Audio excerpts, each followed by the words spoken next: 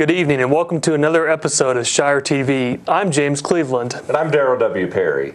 The Louisiana State Health Department recently forced a homeless shelter to destroy $8,000 worth of deer meat because it was donated from a hunters organization.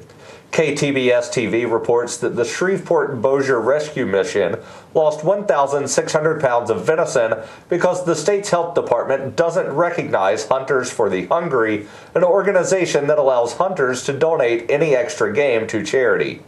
A local charity lost 1,600 pounds of meat that was supposed to feed the homeless when it was destroyed by a state health inspector. But the homeless shelter says it was all a big mistake and the state is responsible, or at the very least, two state agencies seem to be in conflict. KTBS 3's Kirsten Holmes is on the story, joining us now live here in the studio with more. It is new tonight at 6, and Kirsten, what can you tell us?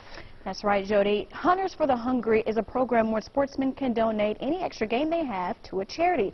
The program is endorsed on the Louisiana Department of Wildlife's website, but the state health department says they don't recognize the program. And in the meantime, a local shelter has to spend more than $8,000 to replace the game with ground beef. These folks, count on donations from people in the community, and if they've destroyed something that in fact was good, I think they should reimburse the shelter here. Condon donates to the rescue mission regularly. She says this mistake hurts people in our area who need all the help they can get. The meat was donated from Bellevue Meat Processing in Houghton. It was venison or deer meat, and the mission says it was extremely valuable to them. You can use in chilies, you can use in beef tips and rice, you can use in hamburger. We didn't find anything wrong with it. It was processed correctly. It was packaged correctly. But on January 28th, a health department inspector came and said the meat couldn't be eaten at the rescue mission because it was donated by a hunter. They threw it in the dumpster and poured Clorox on it. Not only are we losing out, and it costing us money, the people that are hungry are not going to get as quality of food. The hunter that's given his meat in good faith that it's going to reach hungry people is losing out. Absolutely. And the meat processing plant, particularly this one, Bellevue Meat Processing Plant, is losing a lot of money for meat to be processed and then thrown into the garbage can. Now, the rescue mission does not receive any city, state, or federal funds. They operate solely on donations from the public. And officials there say that this situation has hurt everyone involved, Jody, especially those who are less fortunate in our area. Indeed. Okay, thank you so much, Kirsten, for that report. Now, state officials say they received a complaint regarding the meat, and upon their investigation, they found the meat was donated by a hunter again. Now, donated meat from a hunter does not meet state regulations, authorities say, for distribution to the public, and the state says that is why the meat was destroyed. The meat provided for the shelter came from a sportsman participating in Hunters for the Hungry. In this program, hunters can pass on some of their bounty to hungry families around the state. Now, the Louisiana Department of Wildlife and Fisheries is encouraging hunters to donate harvested game, especially deer and hogs, to Hunters for the Hungry. Now, one thing that I find really interesting is that the state encourages, or the state of Louisiana encourages hunters to donate any extra food that they have to hungry families, but yet that food is not good enough, supposedly, to be given to a homeless shelter. Yeah, and that's kind of interesting. I mean, people who are hungry, they don't care about the recognition by the health department. They just want the food, and it's ridiculous that they would prevent hungry people from getting food that they need. Well, and it's not like this stuff was just, cut up and packaged in some guy's woodshed. It was taken to a processing plant that processes things professionally as their business. So obviously this plant is clean enough for people to take food for personal consumption, and it's clean enough for food to be given to hungry families. I'm just trying to figure out why it's not clean enough to have the food given to a homeless shelter. I'm sure the 100-night shelter here in Keene would love the 1,600 pounds of deer meat. Yeah, and I was just thinking about them. They're a classic example of a government making them waste resources that could have been used to help people. I know 100 Nights, they had to install a really expensive fire suppression system that really wasn't needed because they have someone that was awake anyway with access to a fire extinguisher. So, I mean, that's just another example of government forcing charities to waste resources. Yeah, that is really interesting.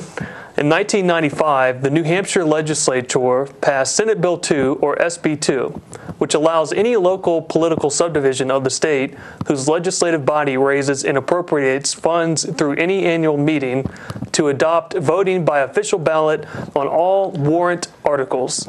SB 2 consists of 2 sessions: a deliberative session and a secret ballot.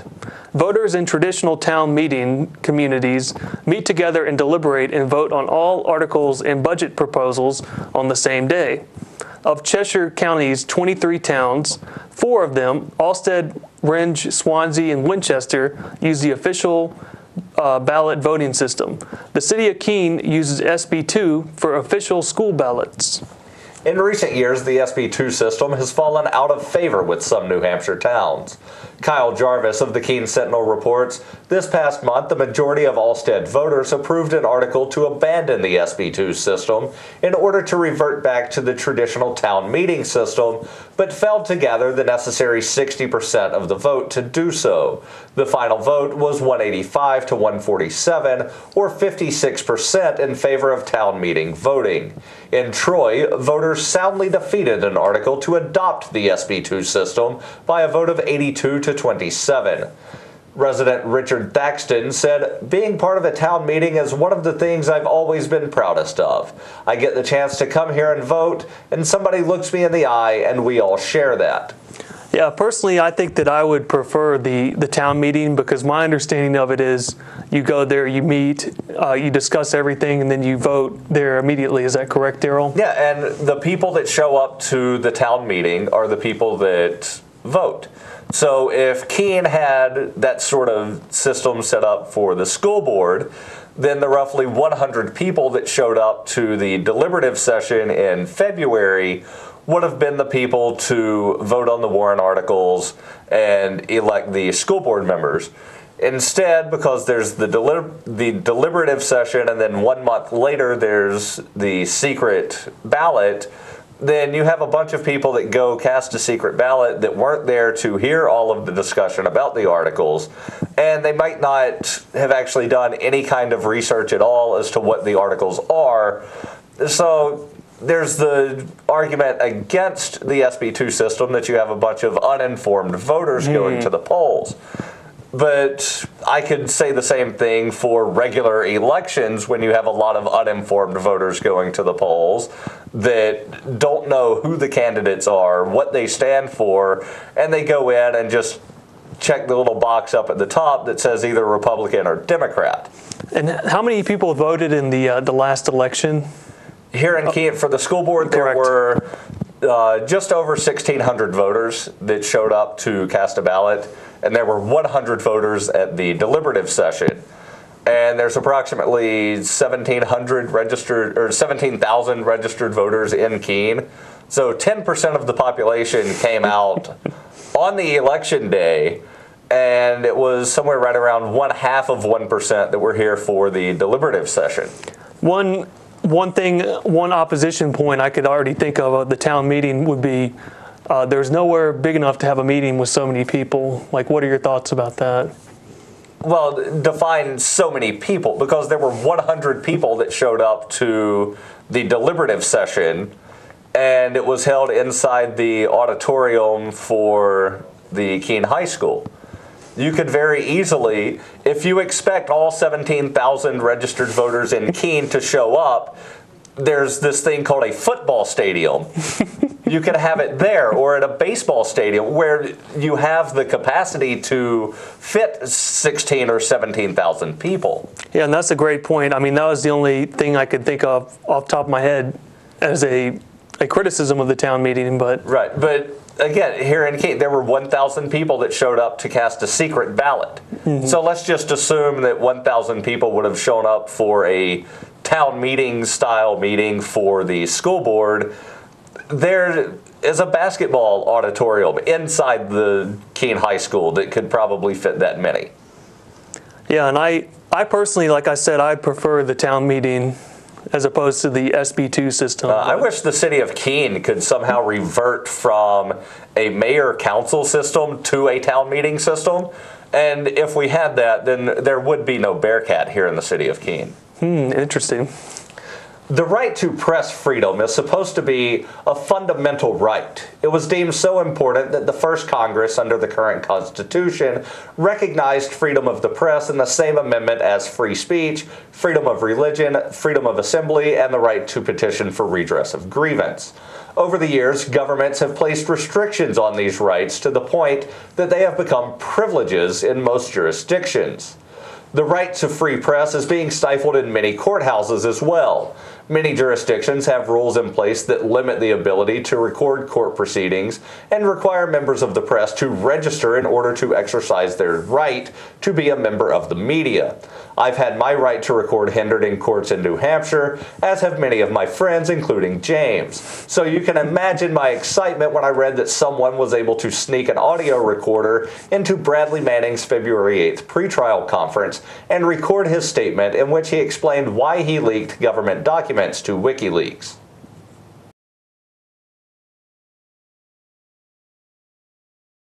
I believe that if the general public, especially the American public, had access to the information, this could spark a domestic debate on the role of the military and our foreign policy in general.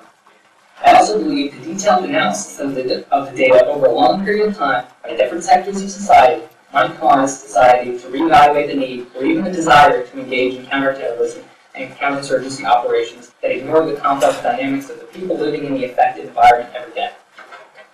Ultimately, I felt that the right thing to do was to release the signals. I felt a sense of relief by them having it.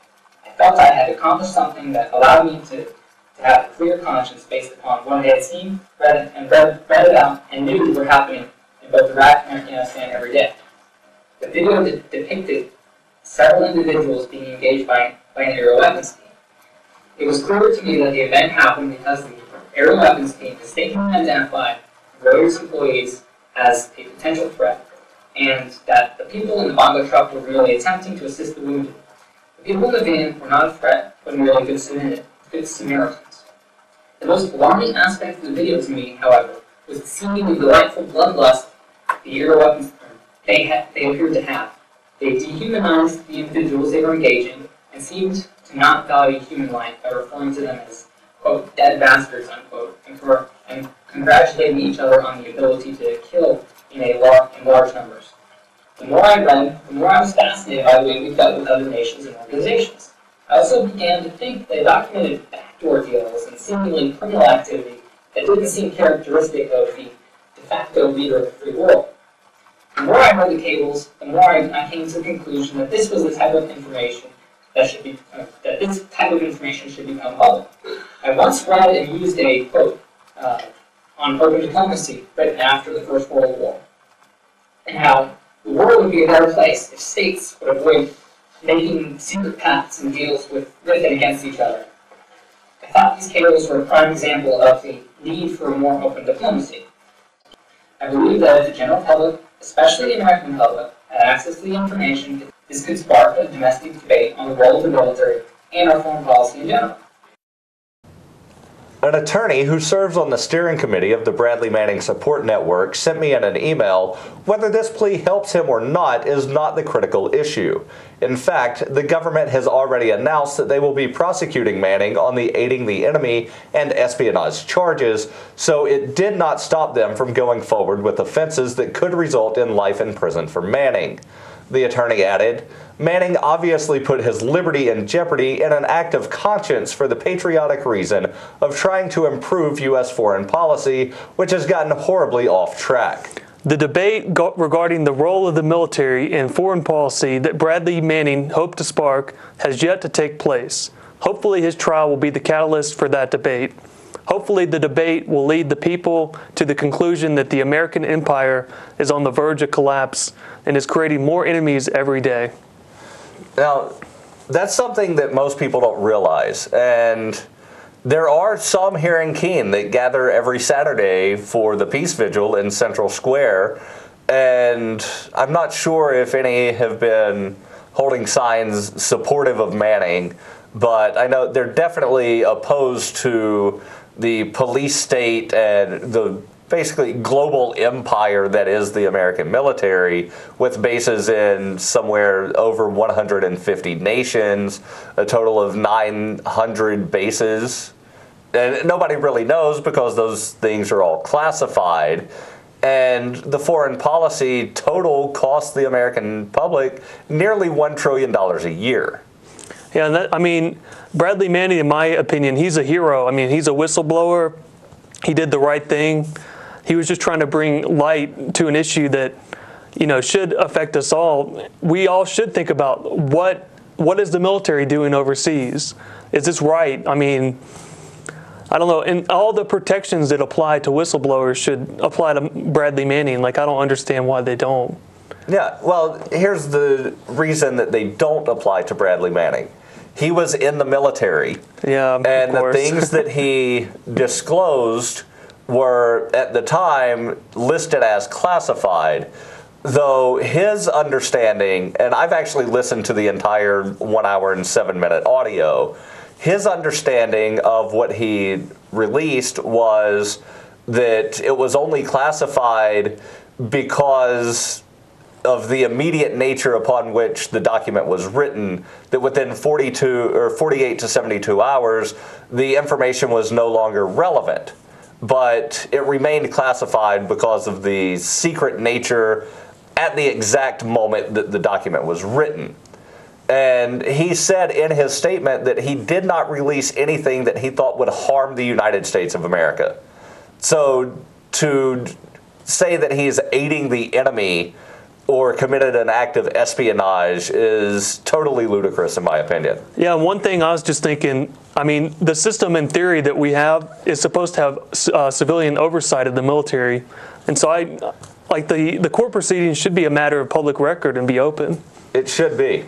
Matt Sledge from the Huffington Post reports, journalists and human rights advocates worried that they are being swept up in an electronic dragnet cannot challenge the U.S. government's secretive warrantless wiretapping program.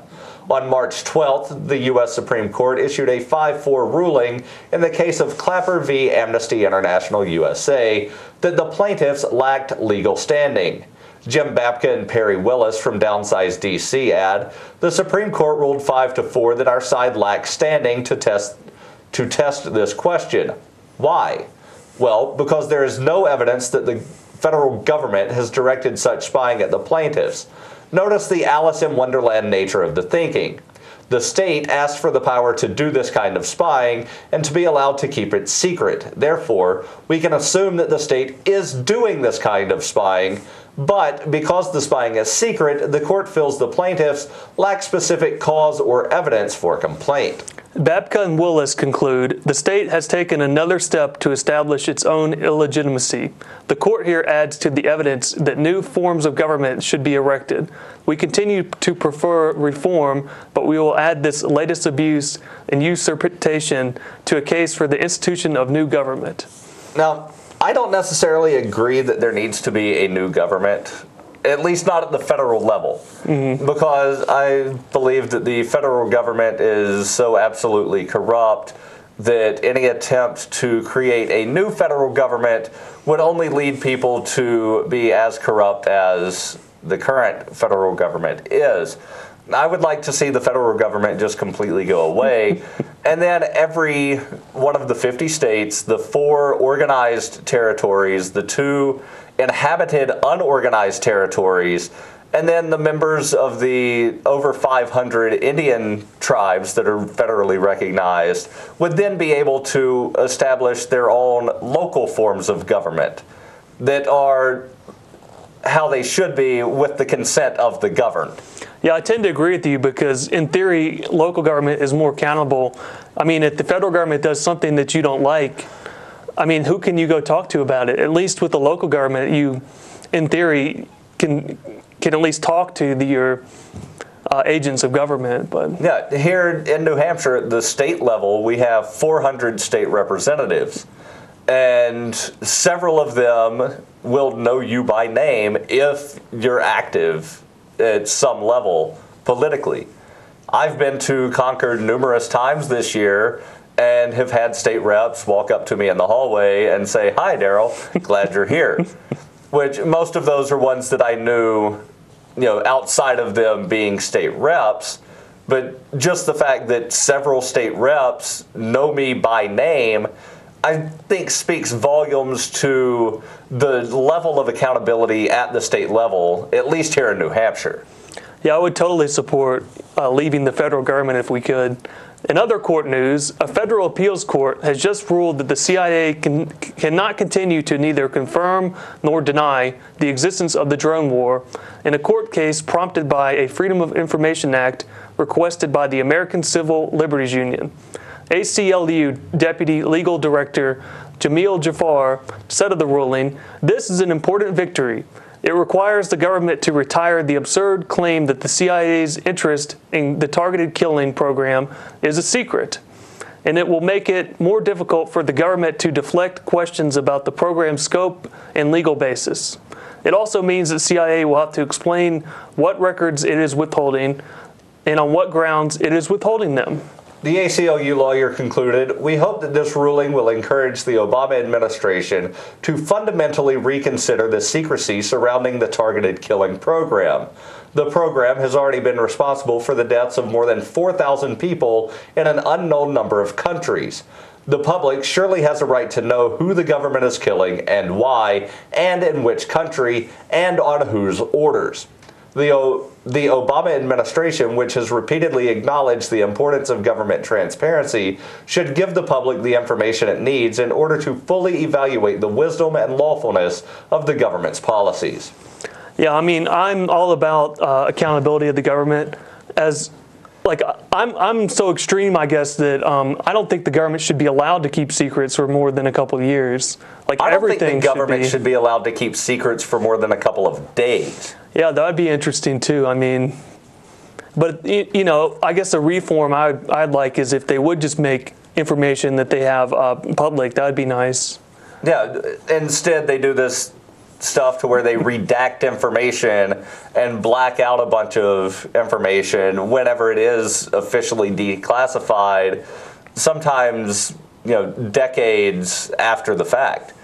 All of the information surrounding the Kennedy assassination, a lot of that is still classified at the federal level, so we will never know what really happened in a lot of these situations to where governments have come in and made information classified.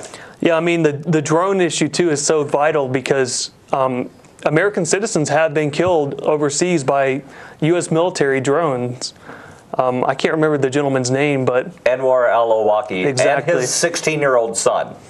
Yeah, I mean, no due process at all. They didn't get a court date. They didn't get to face their accusers. They were not made aware of the charges against them. I mean, to me, it was totally illegal and immoral. Well, and I take it one step further. Instead of just being outraged that Americans are being killed overseas by these drones, I'm outraged that anyone is being killed with a drone. Yeah, that's a great point. There are the people, the apologists say, well, we're in a state of war.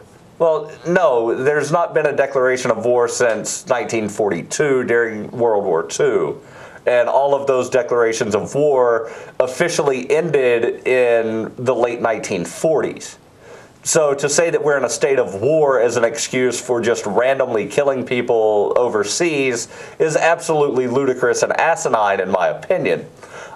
If you're going to use the state of war as an excuse, then it should be local soldiers doing the actual firing of the bullets. It shouldn't be some guy remotely flying a remote-controlled airplane that has missiles that can kill dozens of people at a time. And especially don't do what they call double tap, where you shoot one missile, take out a building, and then you wait on all of the neighbors to come respond to the scene to try to help rescue anybody that might be a survivor, and then you fire another missile. Yeah, that is immoral.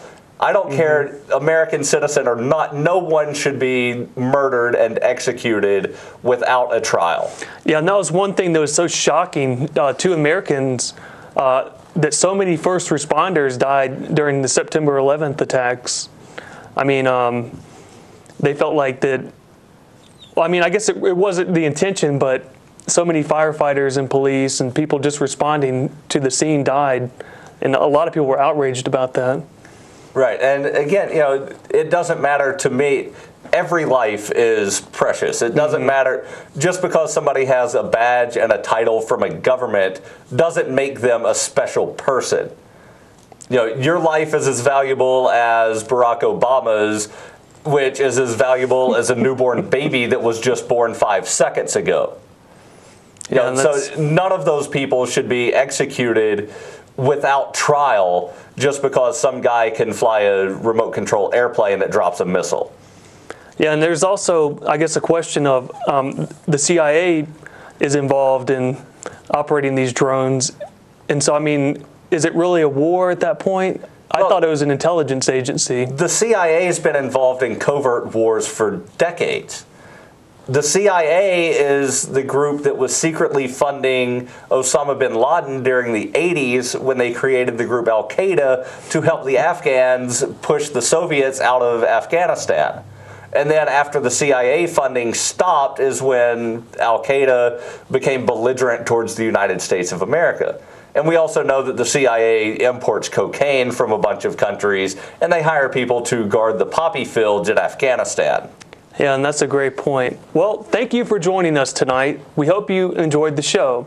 As always, if you would like to get in touch with us, maybe there's a story you'd like us to cover, or perhaps you'd like to make a guest appearance on the show yourself, please feel free to drop us an email at news@shiretv.org.